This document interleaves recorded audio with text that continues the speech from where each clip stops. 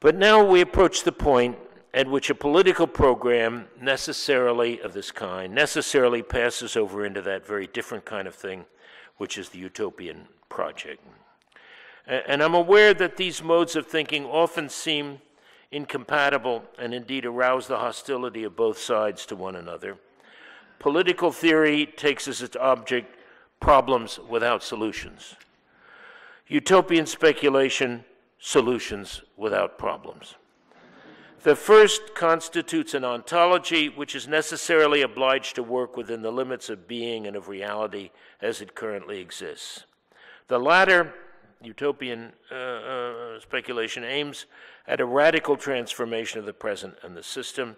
In that respect, it remains the sibling of revolutionary thought, and today occupies the place of a revolutionary politics, which has not yet fully re-emerged from the transformations of globalization and postmodernity of finance capital on a world scale. Utopian thinking demands a revision of Gramsci's great slogan. It might run like this: cynicism of the intellect, utopianism of the will. On the other hand, it's obvious that unlike revolutionary politics, the utopian impulse is always transmitted through individual rather than collective wish fulfillment, and always reflects the private fantasies of its inventors, who are readily identified as crackpots and oddballs, solitary lunatics whose ravings and imaginings draw their strength, if they have any, precisely from their distance from society and worldliness rather than their knowledge of it. Still, one might cite some eminent authorities. I quote, "The great socialist utopias of the 19th century function not as ideal models, but as group fantasies, that is, as agents of the real productivity of desire, making it possible to disinvest the current social field, to deinstitutionalize it, to further the revolutionary institution of desire itself." That's Deleuze and Guattari. Still, this is the point at which we pass from strategies about which we can reasonably argue, that one of the Universal Army, I think, to the multiplicity of fantasies and possibilities, the variety of content and decoration with which we may fill out the basic framework of the scheme. All of which is simply to say that from now on, the project and its description will be far more a private utopia of my own, for which others may wish to substitute their own particular obsessions. However, at this point, also two further things need to be said against political theory and practical politics as such. I've already commented on the antagonism between the practical political and the utopian, but I should point out again that it was there even in an earlier time when changing the system and replacing it was called revolution. The incremental changes and corrections at stake in day-to-day politics, and even yesterday in the socialist or reform parties, has always found the revolutionary or the utopian totalizing demands and positions, exacerbating and a waste of precious energies, whether they took the form of terrorist or voluntarist interventions or ivory tower frivolity, because there's always, I think, in American politics, a latent anti-intellectualism. I think we need to maintain a serious double standard here. And while supporting all the local struggles ever more urgent and desperate in the heartland of late capitalism today, we need to keep alive the ideal of a radical or revolutionary change, one which is today mostly preserved in utopian rather than in political thought.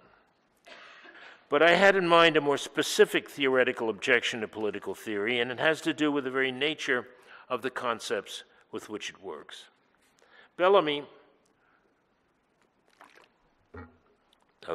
looking backward, Bellamy, as is well known, not only imagined his utopian industrial or universal army, on which I draw for this sketch, he also became a practical politician whose new party, enjoyed unrivaled success in the great era of populism at the end of the 19th century.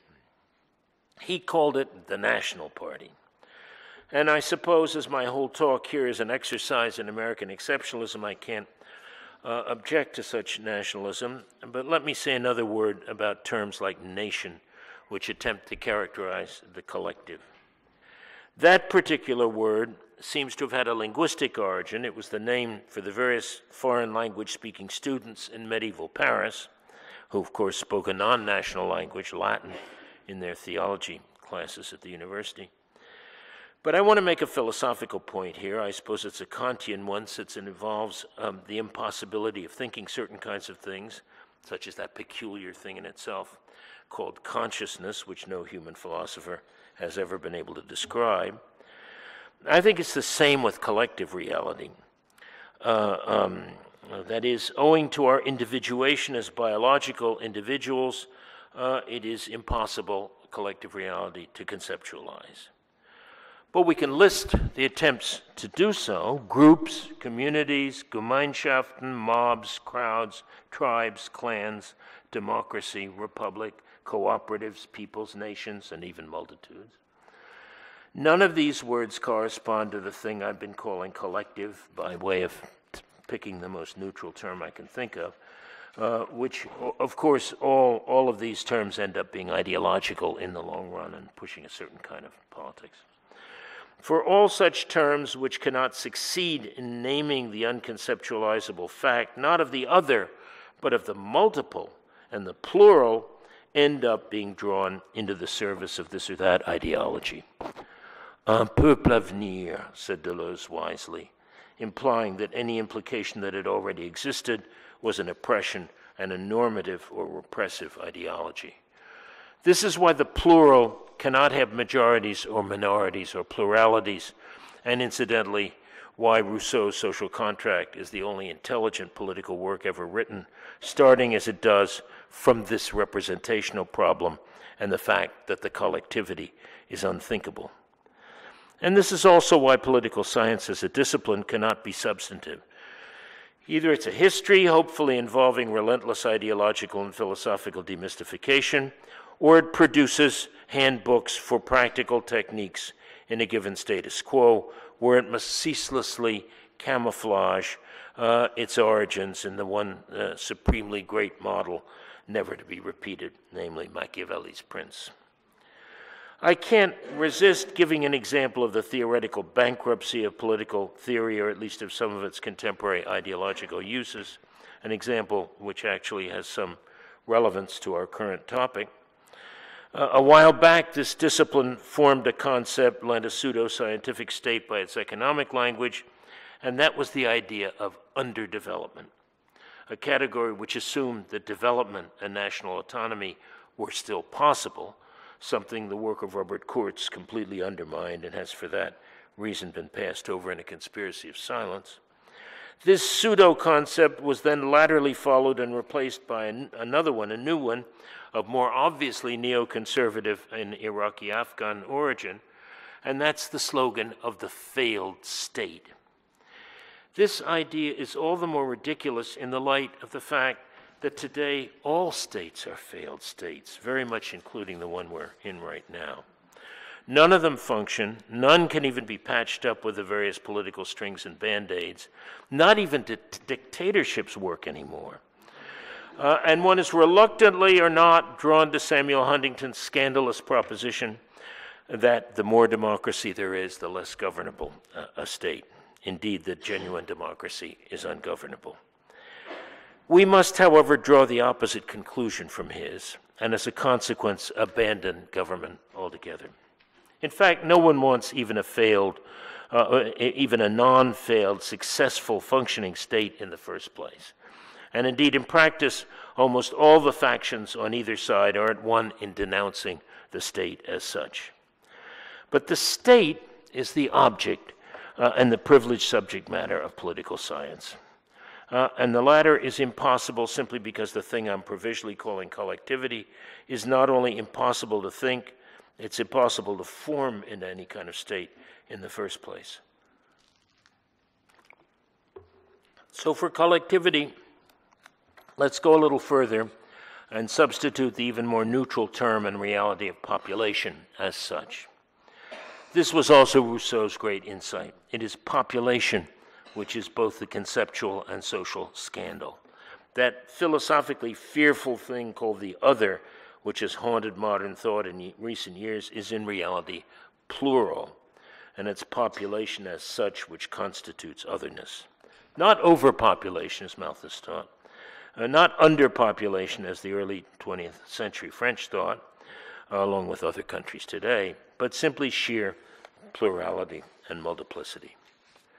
Nor is this scandal of the real to be avoided in the other direction by retreating into nostalgic microgroups or clans of a fantasy ethnic type, the groupuscules of today's politics, the imaginary players in the so-called culture wars of current American politics.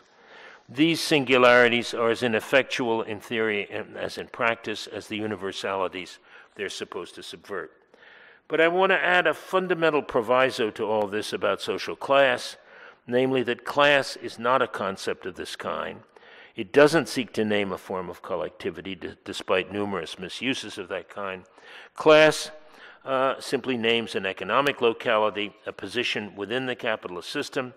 The class in itself is an analytic and descriptive term, and Marx never used it any other way, however much he may have recommended organization, combination they called it, and the achievement of class consciousness.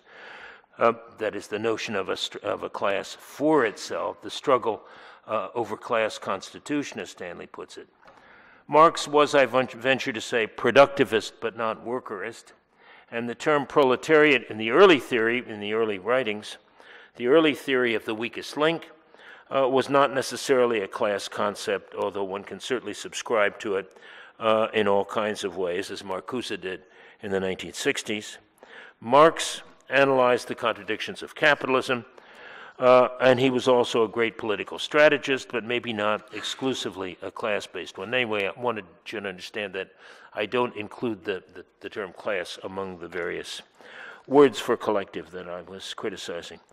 So indeed, my critiques of these various attempts to conceptualize and philosophize that reality I can only call as neutrally as possible the group or the collectivity must finally arrive at the following point: that from Aristotle to Kant and on, the ultimate aim and end point of political theory lies in the drafting of a constitution, conceived as bringing to an end revolution as such, rather than standing as its apotheosis.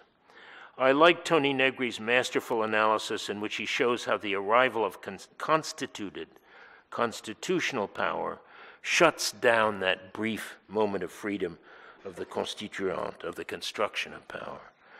But remember that the strength of the Universal Army scheme is that it cuts across the federal Constitution in a wholly novel way, transgressing its boundaries and carefully drawn limits without annulling it, leaving its map intact beneath a wholly different topology.